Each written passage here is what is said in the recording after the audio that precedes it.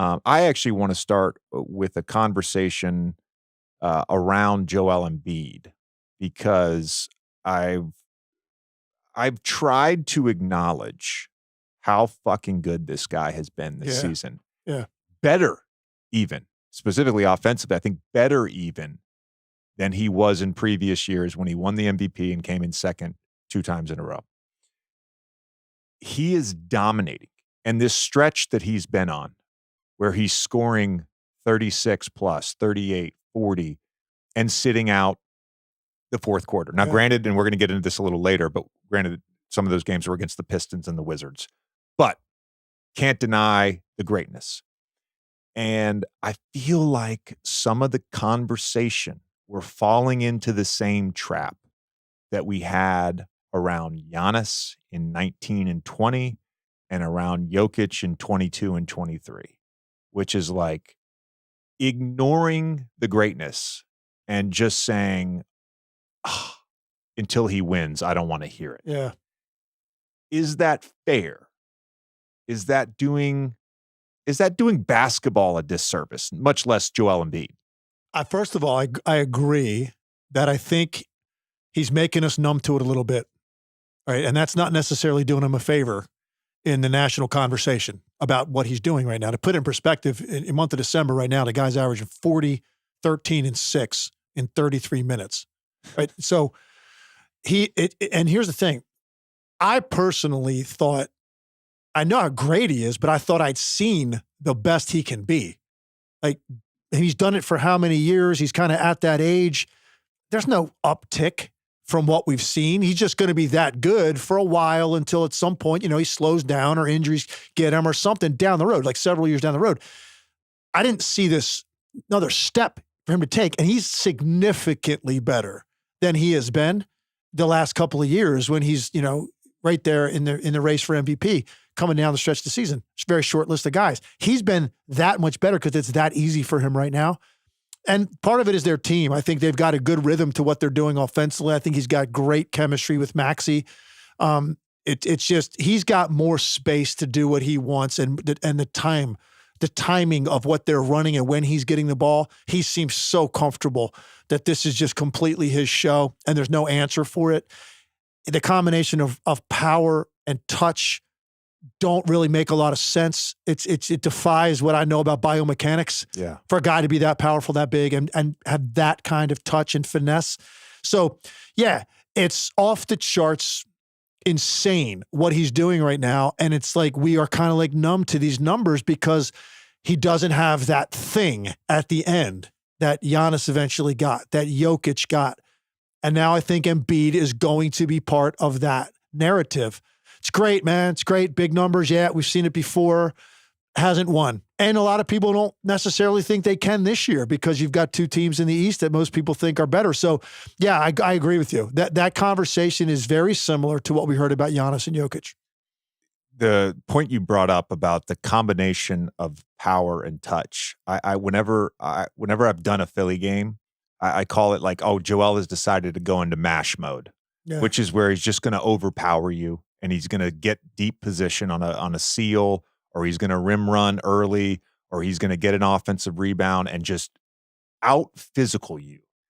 And then the combination of that with just the feathery touch from the elbow and the footwork. Giannis, I don't want to necessarily compare players, but I'm saying like with Giannis, it's a lot of power and speed and agility and some of the best footwork in NBA history. His ability to get out and transition after a defensive rebound and score. Him and LeBron right now, I think, are the top two in transition points. And then there's Jokic, who definitely still has that power and touch combo. I just think physically Joel is maybe a little bit, stronger. Maybe a little. I don't know. Maybe a little. But those two guys, I think, have that combination that I don't know that we've really seen a ton of that in the NBA. Yeah, I love that. Power and touch. Yeah, right? Totally. And I honestly think for Embiid, in terms of just getting a guy on your back in the low post and really having absolutely no answer for what to do in that situation, I think this is the most dominant back to the basket low post player in that setting since Shaq. Yeah. I think that's the best comparison okay. because like he literally just throws guys around and he gets them sealed and there's nothing they can do but foul him. And so he's got that, but then he's got that mid-range area that he operates in that's more like a small forward, right? That he can get up into his shot from 15 to 18 feet off the bounce and elevate over guys and shoot with that feathery touch. Giannis, it's like I always say he's a center with straight ahead speed coming at you because ultimately he's going to score like a center. He's going to score at the rim. Leads the league in paid points. Overwhelm you that way like the dominant centers in this league have. But he's not starting down there. He's starting with a live handle coming at you with a straight out of speed, right? And these giant strides. So it's totally different. But he's not going to beat you like a small forward in the middle of the floor. He's not going to beat you like a Kevin Durant kind of player. Right, like, with a step back, elbow jumper that Joel hits. Like Joker. And that's why there's Joker, yeah. It's just an incredible thing to watch what he's doing right now. And actually, and for him, what I'm really enjoying, he seems to be having a hell of a lot of fun.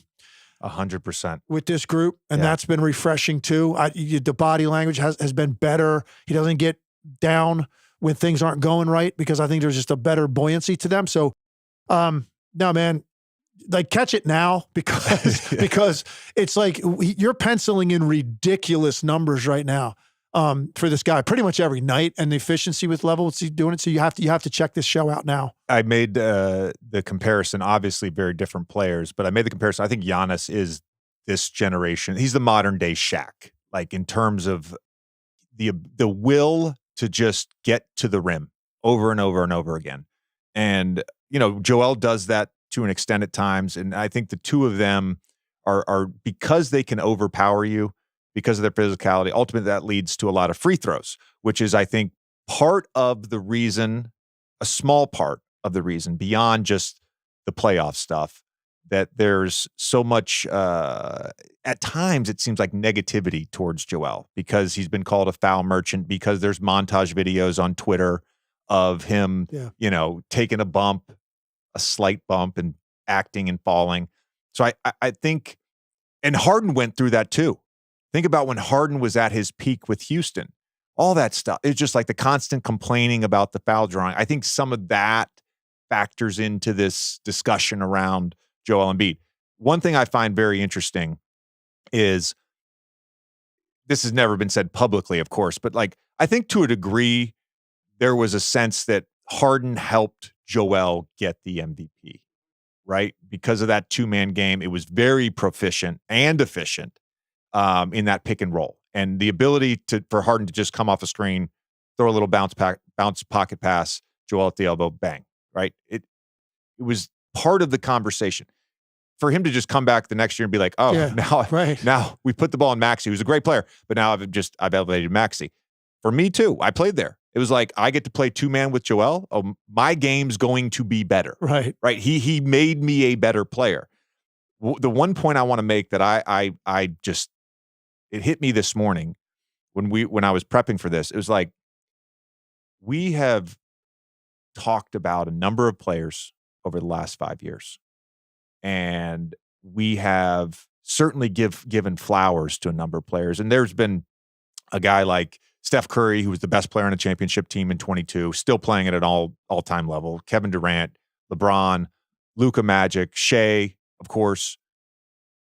It's like, who right now are the three most dominant players in the league? Again, it's Giannis, Jokic, and Embiid. Yeah, exactly. They are the three most dominant players in the league, again, for what seems like the fourth or fifth straight year. Yeah, three bigs, three basically 7-footers. Maybe the third straight year for sure. Maybe I'm stretching it, but definitely for the third straight year. Three consecutive years. Those are the three guys you're talking about. It's interesting because they're. I mean, Giannis isn't a center, but he's got the dimensions of a center. The other two guys are centers, but look at the way that they play and the versatility with which they play, and that's what kind of separates them. And by the way, it's a 7-game sample size. I understand for December. I talked about what he's averaging. Look, my best splits in any year were 52, 52, 85. 1 year I did that. Pretty proud of that. Embiid is right now just a notch under 40 from the three, or he's at 60, 40, 90 splits in December. So he's going 40, 13, and 6 while going 60, 40, 90 splits. 60, 40, 90 has never been done in the history of the league. probably never will be done. I don't know if he can, I don't know, maybe he is. Maybe he ends up over 40. I think Durant either was right there or did it last year, but games played, Didn't it didn't qualify. Didn't qualify. I want to say, we'll fact check that.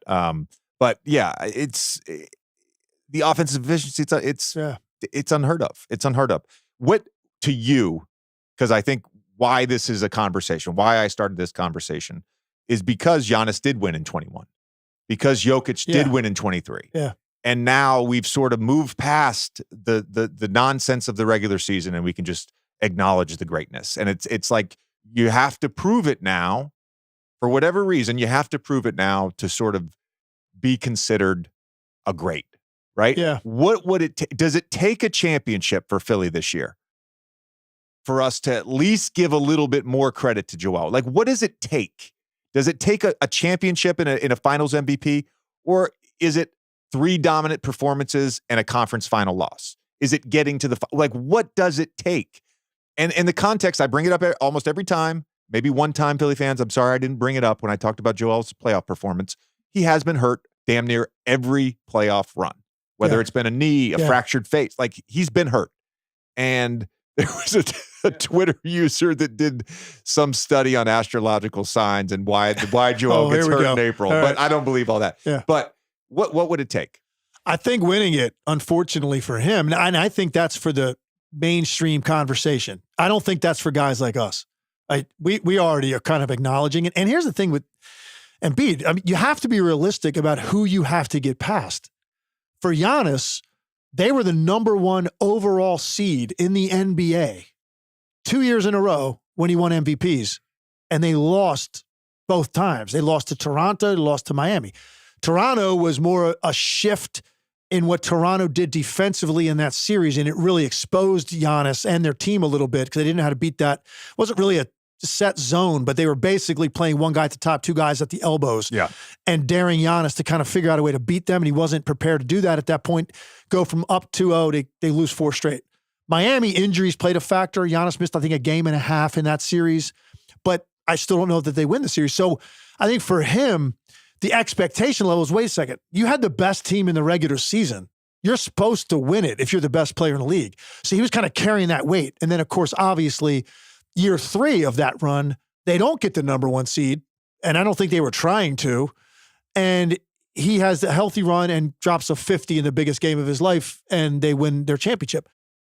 For Joel, it's like, let's be realistic here. Are they going to be picked to beat Boston or Milwaukee in the second round or the conference finals, if that's what we're talking about? I don't think they will be. So people, I think, maybe he'll get another pass in that way. He won't be judged as harshly as Giannis. Based on the year he's having, if getting to the second round and taking one of those teams to the limit, and you play close to your regular season norm, that's what it's going to take, I think, for Embiid to not take any hits. If they get to the second round, they play Milwaukee or Boston, they lose in 5 or 6 games, he averages 19, really struggle, right? I'm not saying that's going to happen, but I'm saying something like that. Now people kind of go, okay, I'm not giving you the benefit of the doubt anymore about these regular season numbers. That's kind of where he's at right now. So maybe it takes beating one of those teams, maybe losing in the other to the conference finals, but you play the same way statistically that you did in the regular season, but you're just not as good as that team. Yeah. And by the way, and I should have said this at the outset, I'm not saying this conversation around Embiid isn't justified. Yeah. Because we had a conversation where we talked about, basically which players could end up in the top 15 of all time. And look, one of the things that all those guys have in common, they've won a championship. Yep. And most of them have won multiple finals MVPs or multiple championships and multiple regular season MVPs. So there is a different qualification to get into that tier. I guess what bothers me at times is how dismissive people are towards what he's doing because it hasn't happened in the playoffs, right? And I just fundamentally like being appreciative of basketball and great basketball, whether that's a regular season game or the playoffs. Yeah. And certainly the playoffs matter more. I'm not saying that. Like, playoffs definitely matter more. I experienced it. They matter more. But let's just love it. Yeah. Let's love what we're seeing right now.